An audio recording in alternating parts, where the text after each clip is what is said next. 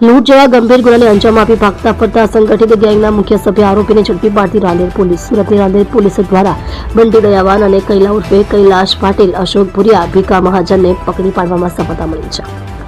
જેમાં આ ગેંગના સભ્યો દ્વારા લાલ કલરની ગાડીમાં આવી જેઓ એકબીજાને કૈલાશ, અશોક, હાર્દિક તથા બંટીથી બોલાવતા હતા.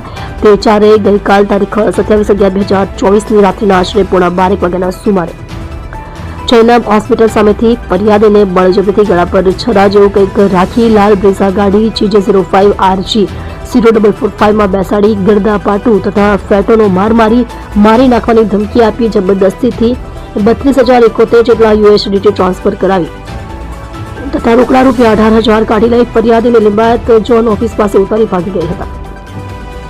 જેમાં રાંદેર પોલીસ દ્વારા લૂંટ અને જીવલેણ હુમલા કર્યા બાબતે ગુનો નોંધી આ ગુનાના આરોપીઓ રાંદેર પોલીસ દ્વારા બંટી દયાવાન અને કૈલા ઉર્ફે કૈલાશ પાટીલ, અશોક ભુરિયા, ભીખા મહાજનને પકડી પાડવામાં સફળતા મળી છે.